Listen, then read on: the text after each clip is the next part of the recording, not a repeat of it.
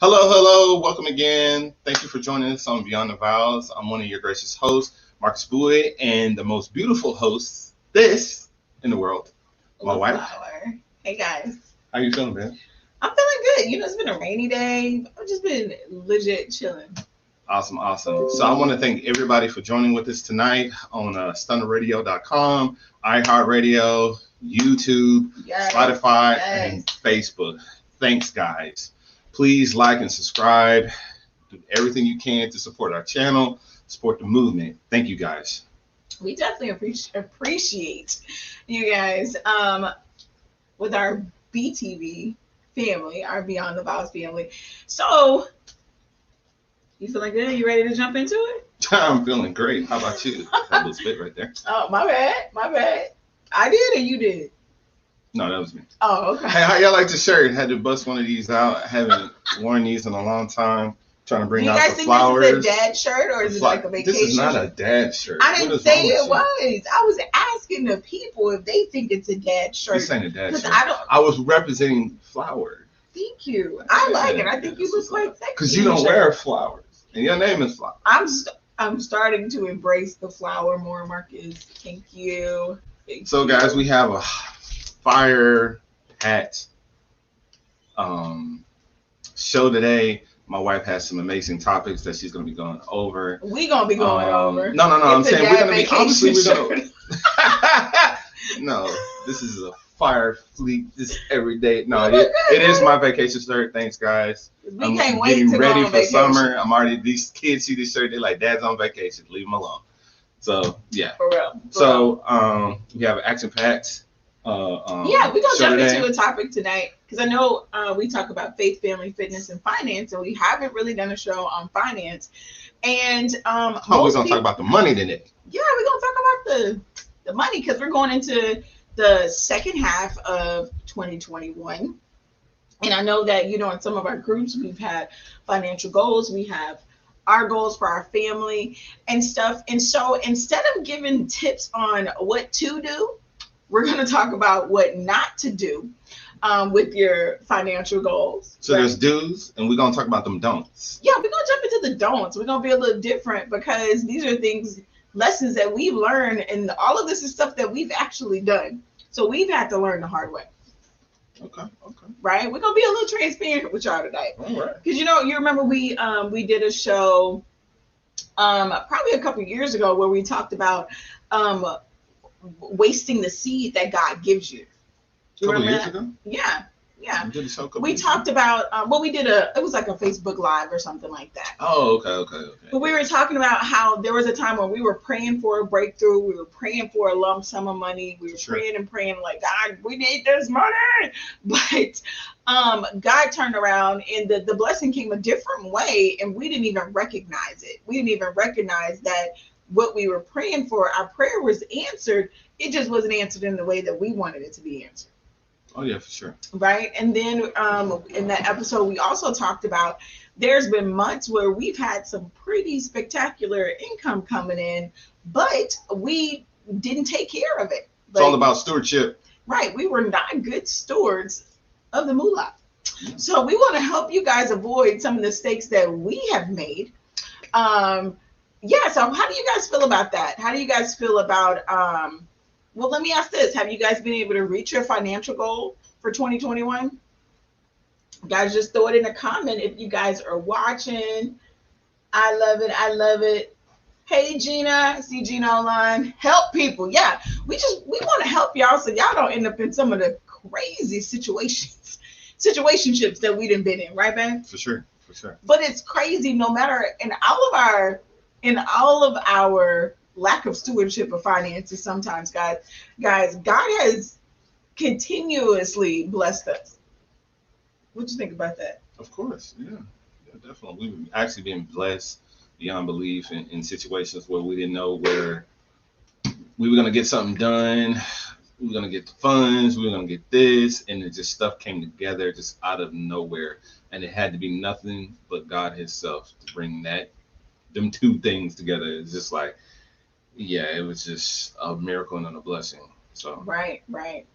So guys, let's jump into it. So the first thing not to do with your finances in your marriage. Number one, what not to do is be secretive. Oh, why? You know why. I mean, like, what you mean?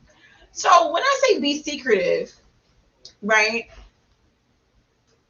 That means you hiding what you got, I'm hiding what I got, and we pinching off so that we can come together. No, guys, we've tried to manage our finances multiple different ways. We've tried. He had his own private account, I had my private account. Then we said, let's have a joint account, and we total all the bills and put, we fund in the joint account, but he still had it was a mess. But I tell you, surprisingly, we did not get on the same page until we closed all of the other accounts, right? Mm-hmm. We just said, you know what, we're going to shut everything down. Anything that both of us don't have access to, we're shutting it down. And it took us a while to get there, right? Yeah.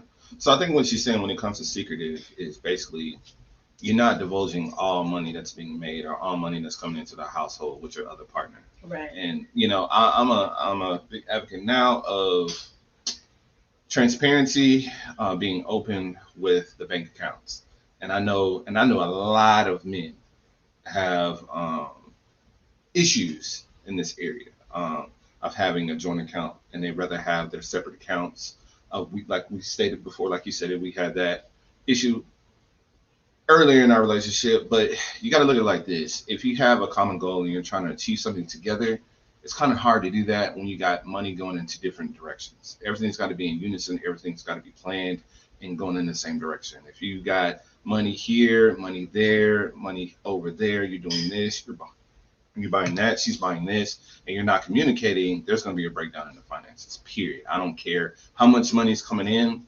If there's not any communication going on, it's just a recipe for failure. So I am an advocate of you need to have a joint account at some point. Now you can have separate accounts, but you have to have a joint account that you work together as far as putting money in for the bills, things that you need to do together, and stuff like that. And it has to be total transparency on the money, what's being moved in and out of the house. Right. And again, we just sharing what we finally realized what worked for us.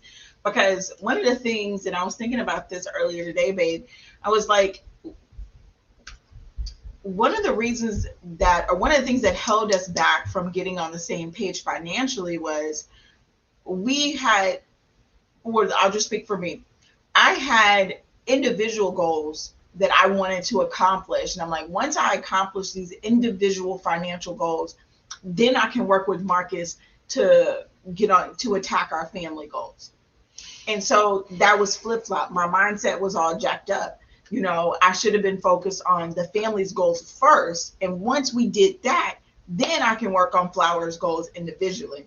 And I'm pretty sure that was about the same for you. What do you think? Yeah, for sure. I mean, my thing was as long as I was paying the bills, making sure the necessary stuff that was being paid, like mortgage, lights, phones, food, stuff like that, there should be no question. There should be no discussion about it. As long bills are being paid, everything else that's extra, that's just play money. And I don't really have to divulge. Just like she didn't have to tell me like, hey, what are you doing? How much money are you doing? Or what are you buying? It's like, hey, as long as the bills are being paid, no questions asked. Right. And that mindset definitely put a wedge in our relationship for a while, right? Mm-hmm. It was almost like finances were, it was a thorn in our side. It was a pain. It was an anchor that was holding us down. And I think finances is one of the things that kept us from, growing together. I think it keeps a lot of people from growing together. I mean, finances and money is a sensitive topic.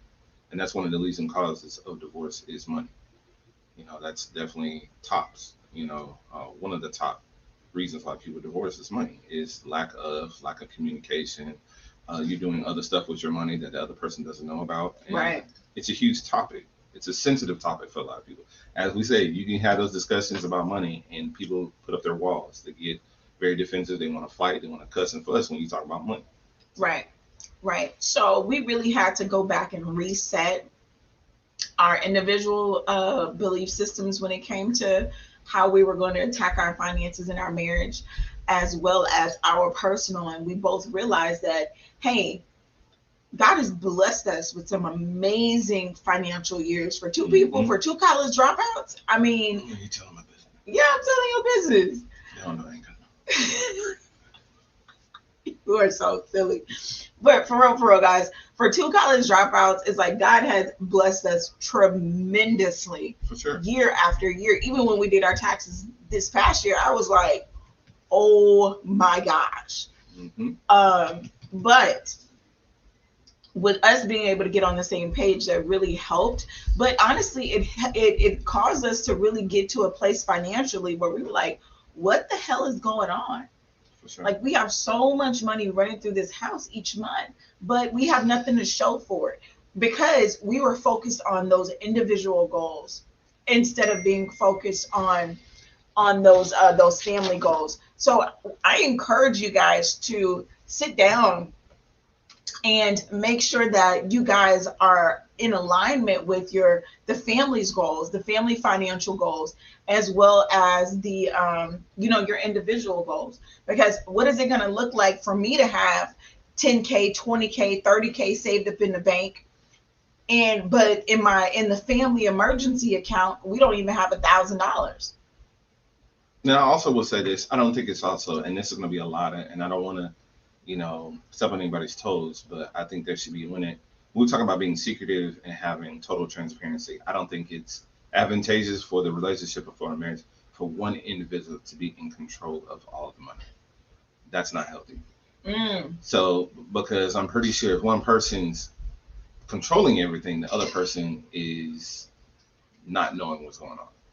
There's not total, true transparency. They don't know what's the money's being used for, what's going on. I think both parties should be involved in the finances. That makes the other party feels like they're needed, they're wanted, they're part of a team. This is and like I said, marriage is a team. It's teamwork.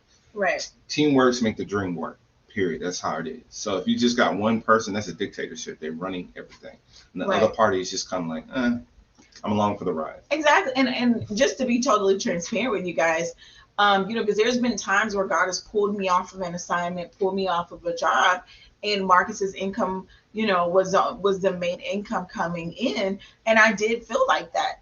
I felt like, I had to tell him everything that I was spending. I had to, everything. I felt guilty for spending stuff for myself, and so it's very. And I shared with him like, hey, I want to know what's going on. Because when I was in charge of the finances, I would purposely tell him, hey, this is where we trended. But when things flip-flopped, he, kind of kept me out of that. And so that put me in a weird headspace when it came to our finances. So when I did, start working again, or businesses start bringing in income, it's like, well, let me just put stuff over here. And he's steady stacking up acorns over there. But we didn't realize that we would have brought stuff together. We would have saved ourselves from a lot of heartache and pain that we've gone through over the years. For sure. So, all right, we got a couple more topics. So number 2, what's number 2, babe? Number 2 is my money mindset. So that kind of goes along with number 1, with this is my money. I'm going to do what I want to do with it. Like Marcus said earlier, if I'm taking care of the bills, if the mortgage is getting paid, don't ask me about my money. Why is that? That's a problem because it keeps, again, if you're in this relationship, you guys should have that financial transparency.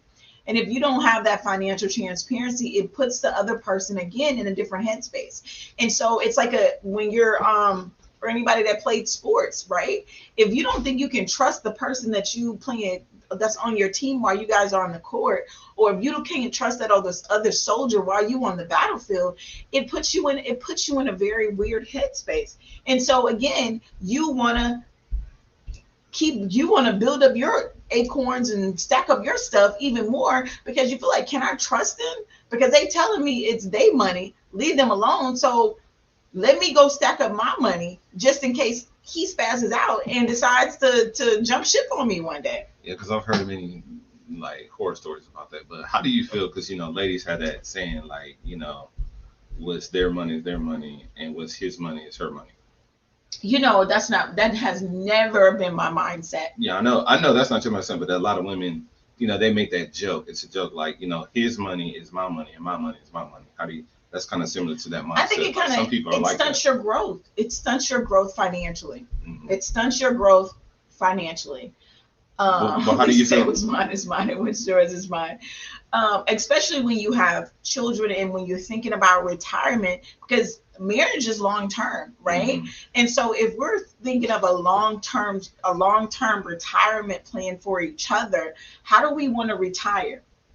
Do we want to travel? Do we want to have a basic, barely being able to survive? I don't want to be that Gigi, that grandma, and I know you don't want to be that Papa's talking about I'm on a fixed income because we didn't properly align ourselves together to make better investments to get bigger returns. Mm-hmm. And it puts us in a bad space. So I'm a believer that, hey, I came to the table like, Marcus, we need to have joint accounts. We need to know what's going on with each other's finances so that we can tackle this thing together.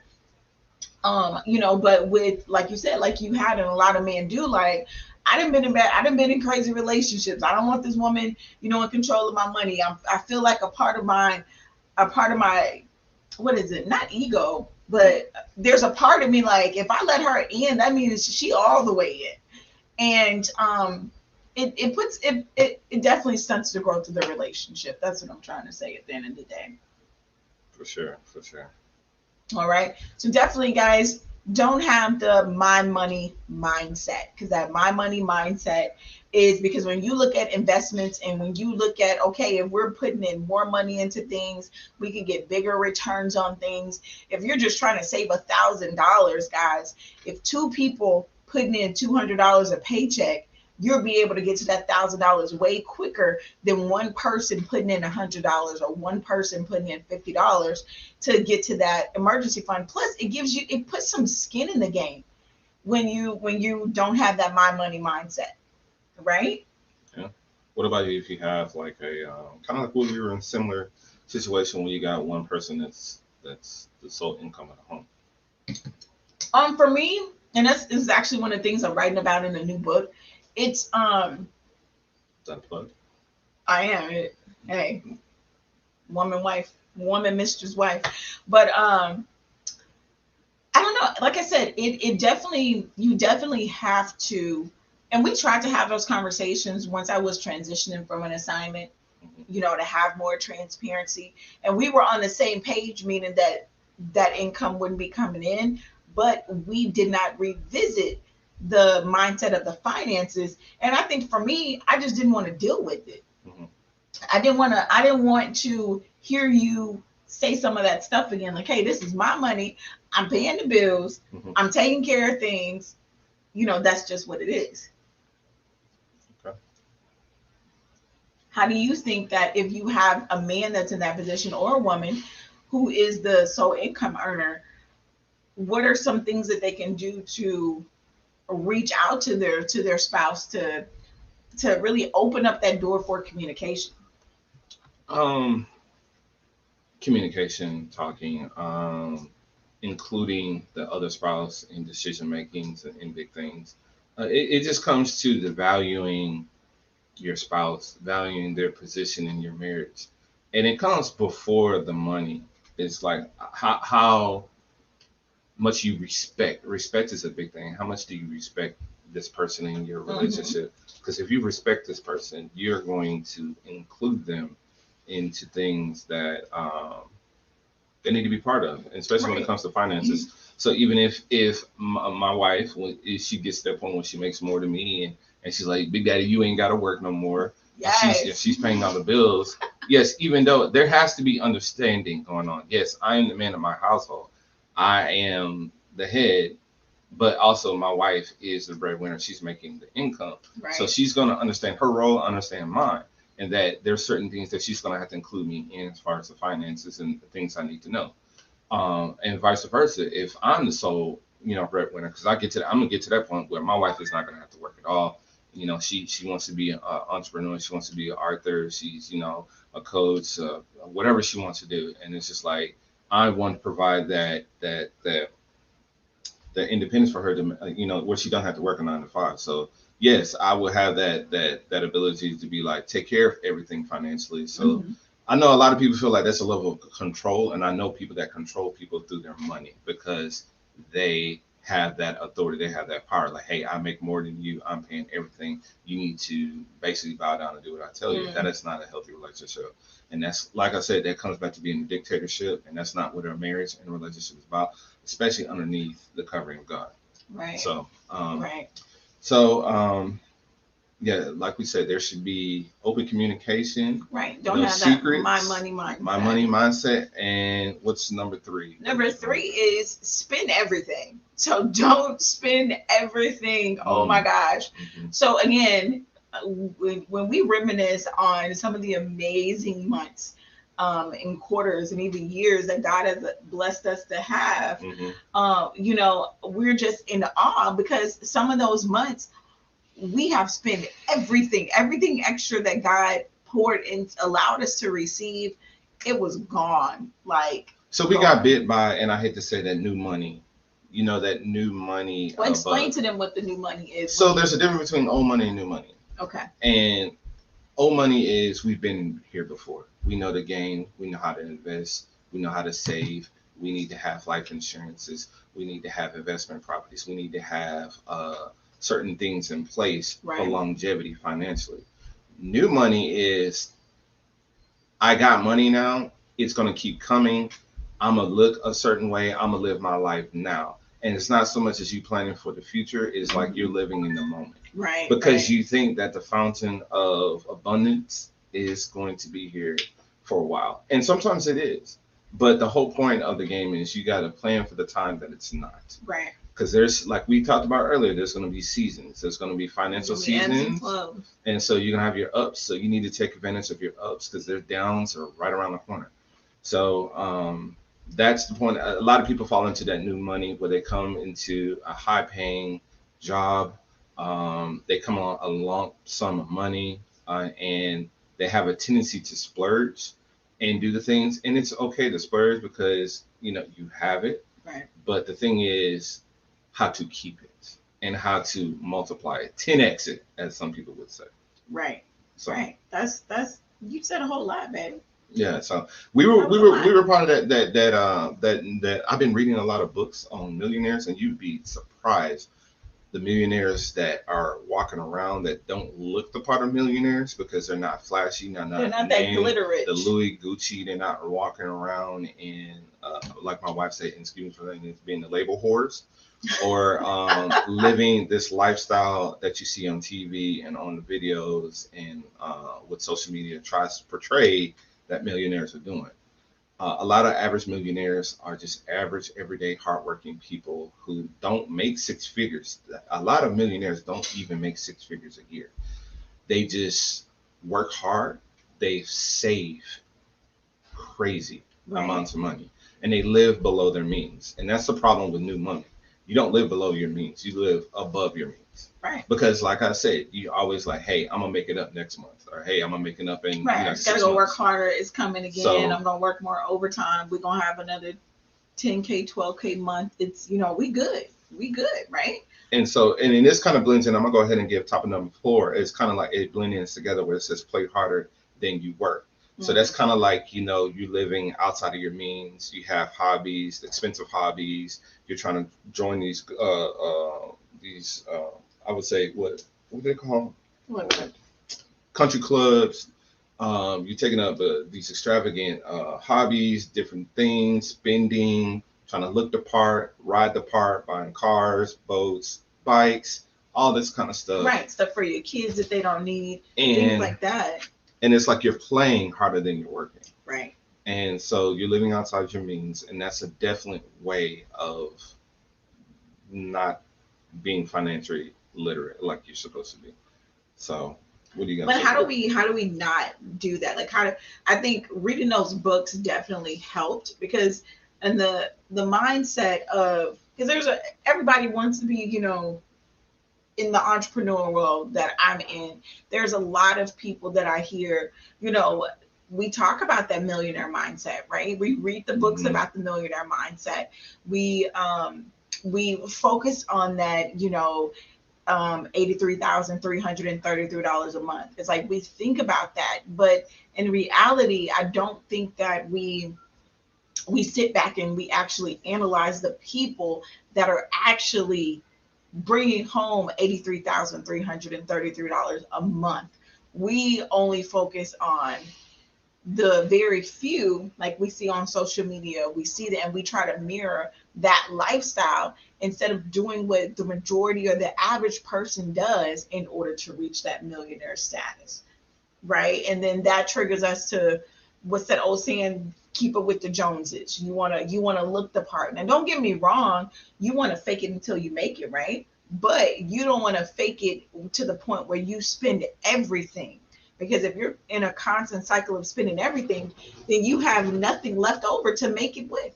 So I use this rule of thumb. I learned from a guru, a person that I was listening to on YouTube and different things, and they were quite successful entrepreneur in the financial world. And his thing was, which I definitely was not practicing, but now I definitely am. If there's something that you want, that's something that you've been wanting to buy, whatever the case might be, it could be that car or a pair of shoes or a purse or something. He said, if you can't buy 5 of those things right now, you can't afford it. And what? He said 5? Ouch. Yeah, he said, man, if you can't buy 5 of it, you don't need it right now. Your bank account ain't set up for it right now. So it's like you have to kind of gauge priorities, what's important, what the end game is, because who is that said, like, you want to live like no other, so later on in life you can live like no other. So that basically means you might have to deprive yourself, Uncle Dave. Live below a certain line, live below your means, to later on in life live like no other. Right. So, and I think some of that comes with like we're on number 4, play harder than you work. You don't want to do that, but you also, we got to learn how to tell our kids no sometimes. And I know it's hard to tell our kids no. It's hard for because I think every parent wants to be better than their parent. Is that fair to say, babe? Did you say that you want to be? Yeah, definitely. You want to be better? I'm sorry, I got. No, you're good. Allergies with my baby, y'all. But I think most of us say, I want to provide. Anybody else? If y'all are listening to this, comment below if you've ever made the statement or had the belief system or the mindset that you say, you know what, I want to provide more than what my parents were able to provide for me. I think it's not everybody, but I think it's a large group of us who say, you know what, I want to do better than my mom and dad were able to do for me. I don't want my kids to have to miss out. And when we have that mindset, we try to overgive, and we tend not to tell them no. And not having the courage to tell your kids no will have you in that mind, have you spending everything, and have you playing harder than you work, because you're constantly overgiving to the children. I know it's hard. I know that might sound harsh, but you remember, you have to work on your storehouse. You got to be able to save money. You got to be able to save. So I know we got to get ready to go on a quick commercial break, but just to recap, the don'ts to do tonight is going to be, number 1, don't be secretive with your finances, because it's going to be really hard for you guys to accomplish that goal. Number 2 is going to be, don't have the my money mindset, because that's going to put both of you guys on an island. You're not going to be able to take over no new territory. Number 3, spend everything. You can't spend everything thinking that the well is going to come each, every month over and over again, because God tells us to store up for the dry seasons, right? Number 4, play harder than you work. So we're going to go to a quick commercial break really quick, and we'll be right back with the rest. Life is better when you are living on purpose, but many times we get stuck in the rat race and in the mundane task of our day-to-day lives, causing most to lose sight of their purpose. That's why certified life coach, inner healer, and business strategist LaFlower Bowie is here to help you get calibrated to your calling through proven systems, techniques, and resources. Order a copy of her book, Principles to Reposition, to assist you with your journey, or schedule a free clarity session to kickstart the journey. After these sessions, clients have stated they found clarity and opened their eyes to things they had long forgotten. So get social and follow LaFlower on all social media platforms at LaFlower Bowie. And don't forget to mention Stunner Radio sent you. Hey guys, welcome back to Beyond the Vowz. It's LaFlower and Marcus here. And tonight we are going over the don'ts, what to not do with your financial foundation, with your house. Here on the show, we talk about faith, family, fitness, and finance. And so tonight we tackling finally finance and giving you guys some don'ts, things that we've actually done and that have put us in some very sticky situations over the years. But I thank God for wisdom and that we're able to learn from our mistakes and share with you guys to help you not do some of those things. So if you're joining in right now, we are on topic number 5. The first topic was don't be secretive. Number 2 was my money, my mindset. Number 3 was spend everything. And number 4 was play harder than you work. And number 5, we're going to kick off with pay yourself last or not at all. Don't do that. And that's definitely a no-no. You definitely want to pay yourself first because honestly, it's your money. You got up, you got dressed, you got in traffic, you went and clocked in, you slaved, you did your due diligence for 8 hours, 10 hours, 12 hours, 16 hours, sometimes however long you work, and then you get paid. That is your money. That's what you earned. You need to pay yourself first. Don't get me wrong. You got bills, you got obligations and stuff, but it's like you need to pay yourself first. That's your money, which means, you got your investments, you got your savings, and you got your spending and your miscellaneous accounts as well. And then, you pay your bills and all that stuff, of course, because that's part of life. You got to pay bills, lights, gas, water, all that kind of stuff. But you have to pay yourself. People get caught up in making everybody else rich, paying everybody else, and forget to pay themselves. And it's like, and the biggest thing is we do pay ourselves because, we're big spenders. And I had to say, in our community, we're one of the largest spenders in the U.S. And so we don't have a problem of paying ourselves. But the correct way of paying yourself is saving. Right. Minimum of 20% of what you earn. Right. You should be paying yourself. And that's for future down the line. You know what I'm saying? So that's good, babe. That's good. Now, for the saints, of course, we're gonna pay our tithes, right?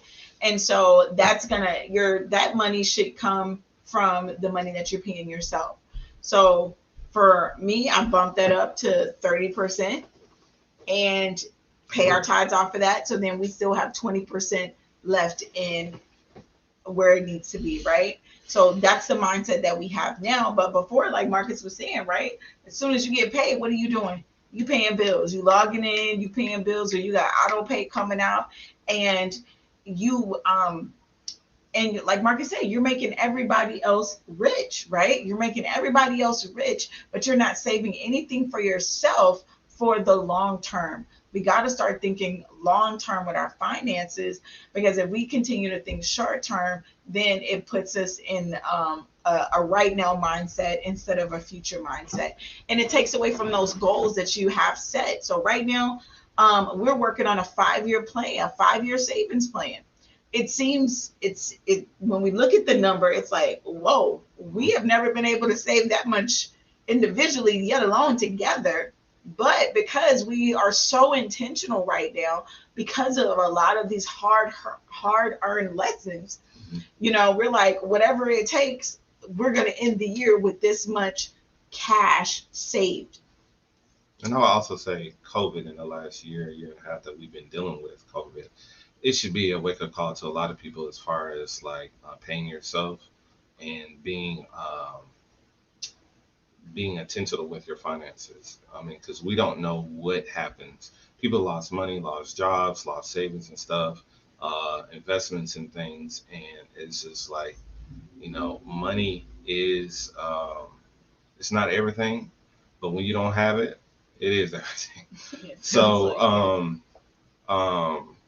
you got to take your finances very serious, and that's why we're having this whole discussion tonight about. And it's like with COVID, you definitely have to. This is one of those life altering situations that you like. Hey, I really need to start saving. Hey, I need to start putting money aside. Hey, I need to start investing or doing different things with my money. Because for us, we want to have passive income. Right. And that's, we want to have more passive and we call it that pillow money. Right. And that's what everybody should want, is where you're making money while you're asleep. Or when you don't feel like clocking in that 9 to 5, you still have money coming into the household. Right. You have to have multiple streams. And in this day and time, it's like, it's hard to be financially secure and be financially independent on your 9 to 5. It is very possible. A lot of people have done it, but it's hard these days with, what do you call it? Lord, I got a tongue tied there. With prices, cost of living, inflation going up. Yes. So we were just talking about it's kind of hard now, unless you make X amount of dollars now, to have a single income home now. It's like almost like you have to have 2 incomes minimum to survive these days. Right. So so definitely, you need to pay yourself first. Like, take care of you. You working hard for your money and for your future and for your family. Pay yourself. And like I said, and I know saving and investing. My bad, babe. Didn't mean to cut you off, but I know one of the biggest things that I dealt with paying myself first, especially when I was single and when I was married, is like, but I don't want this to be, I don't want to be late on this. I don't want this to get cut off. I don't want this. But how many of you guys know, even though we were paying all of our bills first, there were still times when we would, okay, let me pay this 10 days after the due date. Let me pay this, or let me call and make a payment arrangement on this. But it seems like when we started paying ourselves first, because we were so much more intentional with our money, we didn't have to call and make those payment arrangements. What do you think? Like, you don't have to be, it's going to be enough. And we've had to shave down at times, right? There's been times in our marriage we've had to cut some things down. Like one time, we cut all the cable off. We're like, why are we paying $300 for this? Let's cut this off, keep the Wi-Fi, and we can stream so much stuff. I mean, it's okay to scale down with your finances. I know a lot of people are scared and think they're gonna be judged and talked about. You got to get to that point where it's not about everybody else, it's about you and about your pockets and what your bank account looks like.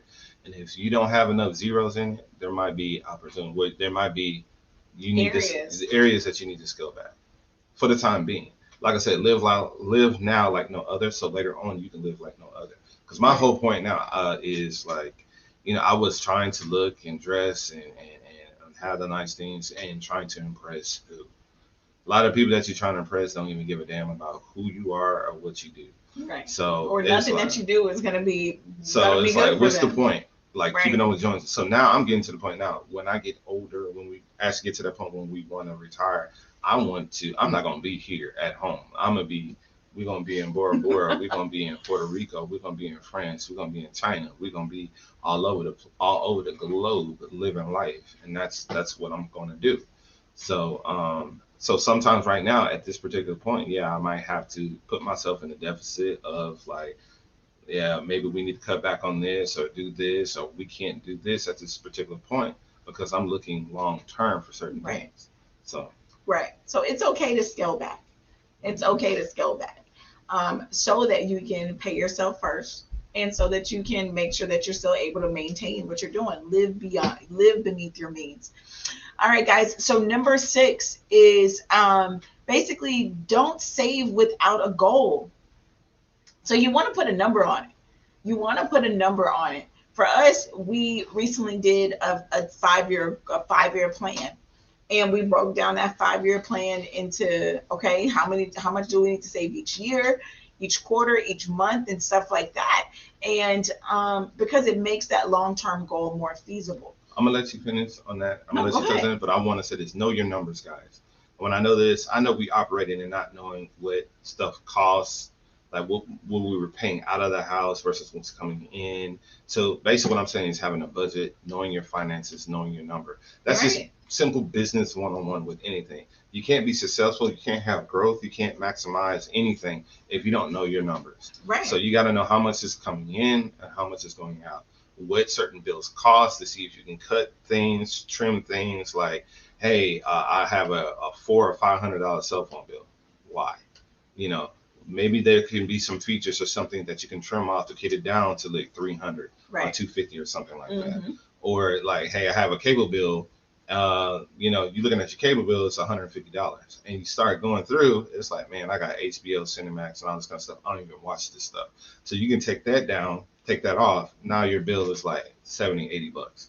So I'm just saying, know your numbers so you can know what you're paying for. So then you can be like, you know what, I'm paying too much in this area, or I'm not paying enough in this area. And so you can make adjustments to help your finances for the future. Go ahead. No, that's true. That all goes with trimming the fat. You have to trim the fat, because guess what? If, going back to number 6, if you have goals that you've set for your family, and if you don't have enough money left over after you pay your bills, or after you pay yourself and pay your bills to save, guys, then you got to trim the fat. You have to, like Marcus said, you got to know your numbers. You got to know how much is coming into your house each month, how much is going out each month, down to the penny, guys. You should know how many toiletries are we using, how many, because for us, we look at our household as a business, as a corporation, right? We look at it because we know for different kids activities, we know how much we got to pay out. We call them, and that's like a salary for the kids. The groceries, the fuel, car maintenance is like, you got to know that thing so that you can set realistic goals, because you want to set smart goals. Those are specific goals, measurable goals, attainable goals, realistic goals, and timely goals. You want to be able to set smart financial goals for your family. And that's only going to happen if you know your numbers and you are able to trim the fat. But saving without having a goal, you're just saving and saving and saving, because when it gets to a point, you may want to dump 10K into some stocks, right? Because you've saved enough. You have over 6 months of your finances saved up, so you can afford to dump a lump sum into some stocks, right? But that only comes with knowing your numbers and having a goal in mind, right? So that's super duper important. All right, guys, jumping down into the last one is cash is the only king mindset. So you don't want to have the mindset that cash is the only king, because in chess, we know there are 2 chords playing, right? So cash is not the only king. What do I mean by that, babe? Well, that just goes to the old school, your grandparents, great grands, and there's nothing wrong with that mindset, because that's what they really had at that point was cash. It was limited to certain demographics of people. So credit wasn't available to everybody, but now everybody has access to credit. And I know cash is king in certain people's eyes. It rules the world and all that. But credit is just as powerful, if not more powerful than cash. There's so much you can do with credit. Right. And I think everybody should have certain lines of credit. And it puts you in a position of a financial, I guess, what am I trying to say? It builds a strong financial foundation. Right. When you're able to have cash and credit, you won't be denied for a lot of things in life. But we had that mindset of cash. My mindset was, if I can't pay for it cash, I don't want it. Now, realistically, I should be able to pay for it cash, like Marcus said, at least 3 to 5 times, right? But without embracing the power of credit, right, then that leaves you especially in our country, I'll just say that leaves your financial foundation unstable, because in order to really operate and really maneuver, doing big business things, you need both. You're going to need business credit. You have to have personal credits. You have personal credit cards for emergency purposes. There's things that you're going to have to use credit for, right? As far as financing, different things, homes, cars, boats, bikes, whatever it is. A lot of things. Properties, to get loans, business loans, especially for businesses. A lot of businesses is built on positive, I call it positive debt credit. So it's all about literacy, how to use it. You don't want to abuse it. A lot of people are afraid of it because they hear of the abuse side of it, and people don't know what the heck they're doing. And I always an advocate of getting some kind of counseling, whether it's like with marriage, relationships, you need it with finance. Right. If you don't know how to, if you don't understand how to balance cash and credit or understand credit at all, then yeah, there's so many businesses out there, guys, that can help you with financial literacy when it comes to the credit side, understanding what a FICO score is, understanding the credit bureaus, and understanding how to increase your credit. Now, I will say, guys, I won't tell you that you have to go and pay. If you have some type of literacy when it comes to your credit, I'm not an advocate to go and pay someone to, for things that you can do to remove off of your credit, to fix your credit. But if you balling like that and you have the money to do that, then yeah, pay somebody to fix it. But if you are not balling like that, you can save that money to pay off some things that may be on your credit, or to go and get you a secure credit card to help build positive credit. So there's all types of things that you can do. Me and Marcus also, we tried self-lender a couple years ago. That's self, one word, lender, second word. Self-lender is a really cool thing. I actually told somebody about that today. They were actually asking me about getting a car, and that they wanted to establish more credit. And I told them about the self-card and about the self-lending and how that helps you build your credit without going out. A lot of people used to say, like, go get a cons account or go get this kind of Sears, all that kind of stuff. So self is kind of like the same thing. Right. It's easy to manage. You got your app, you get your card. It's cool. We've used it. It's awesome. Right. And then after you do it so well, it can transition from that CD savings account into an actual credit card. We should have our self link here, but we don't. We just giving out a game for free. Another thing that you can do to help boost your credit, if you understand that cash is not the only king, I should say, is ask someone to put you down as an authorized user on the account, but tell them you don't want the card. Tell them you don't want the card. You don't need to log in. You just want them to add you on to that trade line. Do it for your children too. Right. You can do that for your children. You can add them onto your card so that they can have a positive trade line. Hopefully we're about to do that for our soon to be 16-year-old, so that she can establish credit before she even graduates high school. So there's so many things that you can do to help set up your children and have them with that mindset so that they know cash is not the only king. When it comes to credit, babe, what do you think is one of the biggest mistakes that we've made when it came to our credit? It's pretty basic and simple, not paying it. I hate to say it. It's just like you rack up the credit, you do all these things, and you overcharge, and you don't pay it in a timely fashion, and It just dings, and it just takes away chunks from your credit score, and it just looks bad overall as far as you trying to get other finances in the future, other loans, different things. It's just not a good look, and it all comes to education.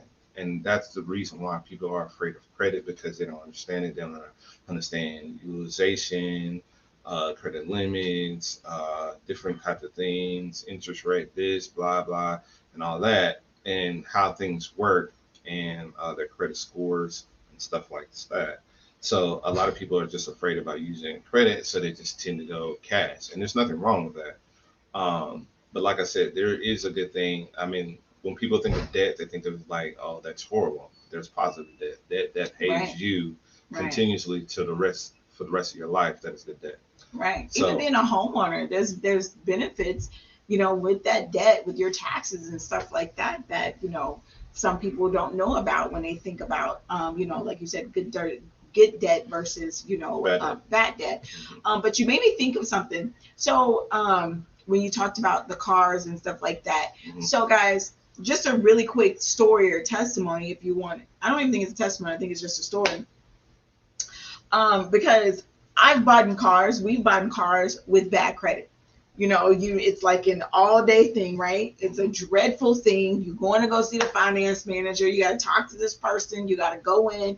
You got to talk. It's just a you got to give it's just bananas when you try to finance anything and you don't have good credit. After we bought our house and we worked on our credit, guys. I'm making you no, I'm just playing. Just really quick, guys. So after we bought our house, and we were working really hard on our credit. I had got up to like the 700s and things like that for the first time. We went to go purchase. We needed another larger vehicle because we have this XL family.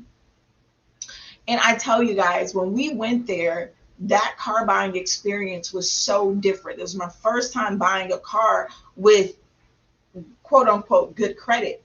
Guys, I didn't have to write down a reference. They didn't ask for paycheck stubs. I don't think they asked for any. They didn't really ask for anything. We were pretty much, when they started processing me, it was like, that's what you want. You guys are going to get it. It's pretty much what you can afford. Right. We were in and out. No questions asked. It wasn't, well, let me go back. Can you get the co-signer? Can you put down $500 more? We left there with zero down, no paper, we didn't have to bring paycheck stubs, proof of your mortgage, all of that stuff because of my credit at that time. So guys, it's so important. I'm just telling you, it's a different type of lifestyle, which you said, when you're able to maximize on both having cash as king, but having credit as king, especially in the country that we live in today. So babe, I know we gave out 7 things not to do. Can you think of anything else or any other advice that you would give anybody who is really focused on getting their financial foundation in order? Just take it a day at a time. Don't look to the left and the right. Worry about what's in your bank account or what you got going on. Set your goals, set your priorities, what you want to do and what you want to achieve. You need to have 6 months, a year, and 5-year goals, I would say. Start with the short term. I mean, it's something as simple as like, hey, I need to save $500. Right. And then it goes to $1,000 and then $2,000 and so on and so on. But you got to give something that's attainable. That's with anything. Don't make something so extravagant. Oh, I want to save like $500,000. Like, that's great. That's the end game. How are you going to get there? Right. So don't make it too big and too general, because when you don't reach those goals and when you don't see it grow, you're going to lose hope and you're going to stop. So you need to start small. Say, hey, I just want to save $500 for the next couple months. I don't know what your budget is, whatever it is, whatever you go there. Say, like I said, if it's $500, you just say, calculate, go through your numbers. You got to know your numbers, how long it's going to take. After you got bills to pay, all this kind of stuff. It's going to take me 2 months to get $500. So that's your goal. So in 2 months, 60 days, you should have $500. And then, you say, I want to save another $500 or whatever. Or you could say, in 6 months, I want to save $5,000. So you just have to know your numbers, how long, be realistic of how long it's going to take you. And normally what we've learned is whatever number you think it is, you need to multiply by 2. So you're talking about that end date, that target date, we learned to triple that. If we're like, hey, we want to make, we're going to, save $25,000 in 6 months, it's probably going to be about a year or something like that, because life happens, obstacles happen, COVID happens, things that's out of the blue that you don't know is going to happen. Right. So you got to be realistic about certain things, but make goals that are attainable, short-term, mid-term, and long-term for yourself. Be realistic about it, be intentional about it, and just stay focused on it. And it's okay, you're going to fall off. People make mistakes. People go out, splurge, do different things, expenses, emergencies, things come up that's going to take away. We understand that's called life. But you got to get back on the train of saving, back on the train of your game plan and what you're doing. Right. So that's what I would say. What about you? Dang, you didn't give him everything. I don't even know what else to say. I would say the biggest takeaway for that I would say would have transparency with you and your spouse. it's like you guys have to be on the same page, because it's gonna prevent you guys from having, resentment for each other, having that wedge in between you guys, help you guys from not feeling as stuck in your marriage. So many things, because it you feel some type of way when there is no transparency. Both of you guys may not be feeling it at the same time, but at some point he's going to feel a certain way, and at some point she is going to feel a certain way if there is not that transparency when it comes to your finances. Other thing I would say, it's okay to have to start small. Like Marcus said, start with even saving $100. And then bump that up. It's okay to start small, especially if you've never been able to save anything, right? Because it's one thing to have so much money coming through your house. It's another thing to have nothing saved to show for. And I will say there are some apps that are out there, and I know we need to get paid because we need some plugs. I'm plugging these out because you mentioned self-lending as far as helping your credit, just to boost it, to help establish credit if you don't have credit, or to rebuild it. Then also, I'm gonna tell you 2 apps that I've used personally, I use to this day, to help you save money. Just put little increments of money here and there. Like literally, I have one app that I save literally $1.50, $2 a day. So it adds up. It's just a small amount a day. And one app is called Acorn, and the other app is called Digit. And I know my mom loves, she loves Digit, and they always send her reminders, and sometimes it's in different languages and stuff, like they say ciao, right, adios, hola, and all this kind of stuff. And it's bonjour. It helps you just kind of put a little acorn, a little nest egg away, and you're not even paying attention to it, and it pulls automatically from your bank account, and it just saves it for you. So you don't have to worry about it. You just saving, and you're just going along with your regular day. So those are 2 apps, Digit and Acorn. I say that are really good at that, and they're helpful in those areas. And then also, I think through Acorn, and well, not so much as Digit, with Acorn, it will help you once you have a certain amount of money. If you have your money in there, you can also invest into the stock market, different stocks, and all that kind of stuff. So, but yeah, you just gotta find a platform or a way that has helped you put money to the side. Right. That's good, right? That's good. So those are 2 apps or 3 apps that you guys can use to help rebuild or build your financial foundation. I really hope that you guys, oh my gosh, we didn't even get a chance to do our poll question. We got to double it up next week.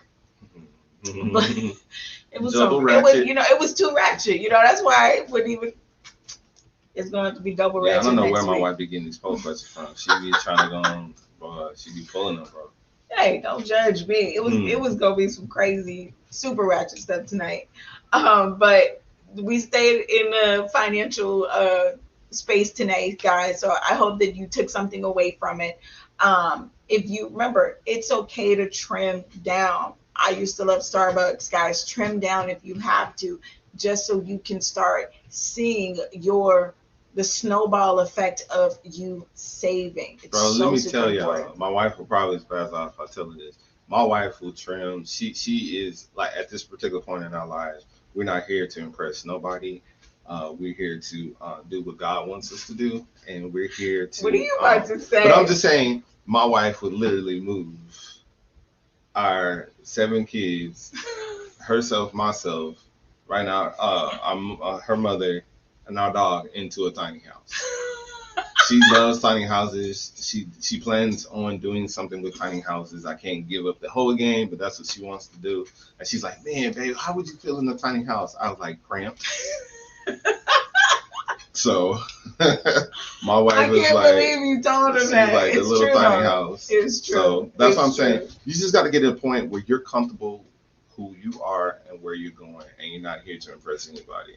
So sometimes you may not look the part, but hey, you're gonna love who you are, and you're gonna love how your bank account's gonna look. That's right. That's right.